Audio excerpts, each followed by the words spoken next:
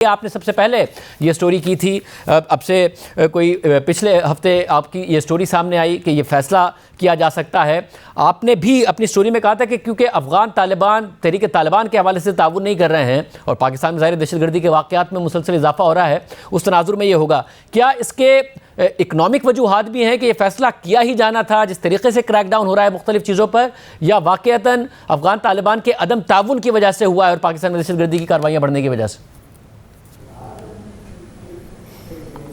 دیکھیں، بہت شکریہ شاہزیب۔ ملٹیپل اس کے فیکٹرز ہیں۔ ایک جو فیکٹر آپ نے خود بتایا کہ اس فیصلے کو اس تناظر میں دیکھنا چاہیے کہ جو اس وقت پاکستان اور افغان طالبان کے درمیان تعلقات کی نوعیت ہے اور یقینی طور پر تعلقات کشیدہ ہیں، اور یہ پاکستان کی طرف سے ایک اس کی سیکیورٹی کی ریزنز ہیں کہ اگر افغان طالبان پاکستان کے جو حکام کا ماننا ہے کہ ہمارے ساتھ وہ تعاون نہیں کریں گے اور ہمارے اینمی کو اپنے ہاں پناہ دیں گے، تو پھر وہ پاکستان سے یہ توقع نہ کریں کہ ہم کسی بھی طرح کی ان کے لیے فیسیلیٹیشن کریں گے۔ دوسرا فیکٹر ڈیفینیٹلی اکنامک فیکٹر بھی ہے۔ اسمگلنگ کا آپ نے ذکر کیا، بہت سے دوسرے جو فیکٹرز ہیں ان کا آپ نے ذکر کیا۔ یہ بھی ایک اہم فیکٹر ہے کہ جب پاکستان اکنامک ریوائول کی طرف جا رہا ہے اور کوشش کر رہا ہے کہ کسی طریقے سے روپے کی قدر کو سٹیبل رکھا جائے، ملک کے اندر سرمایہ کاری لائی جائے اور اپنا جو بیلنس آف پیمنٹ کا کرائسس ہے اس کو حل کیا جائے، تو اس تناظر میں بھی یہ بات سامنے آئی کہ ایک بہت بڑا فیکٹر جو افغان ٹرانزٹ ٹریڈ کے حوالے سے دفتر خارجہ نے باقاعدہ طور پر یہ کہا کہ اس فیسلٹی کو مس یوز کیا جا رہا ہے، اور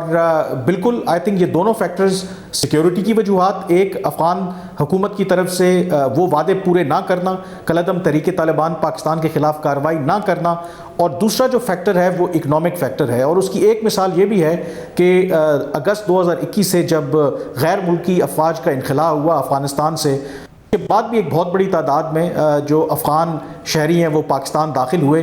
ایک چھوٹی سی اگزامپل آپ یہ دیکھ لیں کہ ایون راولپنڈی، اسلام آباد یا پاکستان کے جو بڑے شہر ہیں اس میں ایون کے جو مکان یا اپارٹمنٹ کے رینٹس ہیں اس میں ہوش ربا اضافہ دیکھنے میں آیا۔ تو پاکستانی حکام کا یہ خیال ہے کہ ایک، اگر وہ غیر قانونی طور پر مقیم افغان شہریوں کو واپس بھیجتے ہیں، اسمگلنگ کے خلاف کریک ڈاؤن کرتے ہیں اور باقی اقدامات کرتے ہیں، اس سے ایک تو پاکستان کے جو سیکیورٹی کی جو سچویشن ہے وہ بہتر ہوگی، اور پھر جو اوور آل جو اکنامک سچویشن ہے اس کی ریوائول کے لیے بھی ایک پازیٹیو امپیکٹ آئے گا۔ مجھے کامران یہ بھی بتائیے گا کہ اس پر ہوم ورک کتنا ہوا ہے؟ کہ ظاہر بہت بڑی تعداد ہے، آپ نے اپنی سٹوری میں تقریباً 11 لاکھ بتایا، اس سے بھی زیادہ بڑا نمبر سرفراز بگٹی صاحب کہہ رہے تھے کہ جی اگر آپ نہیں گئے اور ٹائم بہت کم دیا ہے تو پھر آپ کو ڈیپورٹ کیا جائے گا۔ کیا مکمل ہوم ورک ہوا ہے اس حوالے سے؟ کیونکہ بہت بڑی تعداد ہے کہ اگر اس پر عمل درآمد کیا جائے۔ دیکھیں، جہاں تک ہوم ورک کی بات ہے، بالکل آپ ٹھیک کہہ رہے ہیں کہ پہلے جو وفاقی کابینہ نے یہ پالیسی کی پہلے منظوری دی تھی اس میں 11 لاکھ کا نمبر آ رہا تھا، اور آج جو ایپکس کمیٹی میں اور وزیر داخلہ نے جو نمبر دیا وہ 17 لاکھ کی بات کر رہے ہیں کہ 17 لاکھ ایسے افغان شہری ہیں جو پاکستان میں غیر قانونی طور پر رہ رہے ہیں۔ تو ان کی ہوم ورک کے لیے آئی تھنک میری کچھ جو پاکستان کے حکام ہیں، خاص کر کے جو ریٹائرڈ کچھ لوگ ہیں جو اس معاملے کو ڈیل کرتے رہے ہیں، وہ تھوڑا سکیپٹیکل ہیں۔ ان کا خیال ہے کہ یہ پاکستان کا جو ڈیسیجن ہے، لگتا یہ ہے کہ ہم ایک ریئیکشن کے طور پر دے رہے ہیں، ایک رد عمل دکھا رہے ہیں۔ مثلاً جو پاکستان نے فیصلہ کیا ہے کہ 1 نومبر سے اب صرف پاسپورٹ یا ویزا جو ہے اس کے بغیر کسی بھی افغان شہری کو پاکستان داخل نہیں ہونے دیا جائے گا۔ ان کا یہ کہنا تھا کہ ہزاروں کی تعداد میں روزانہ کی بنیاد پر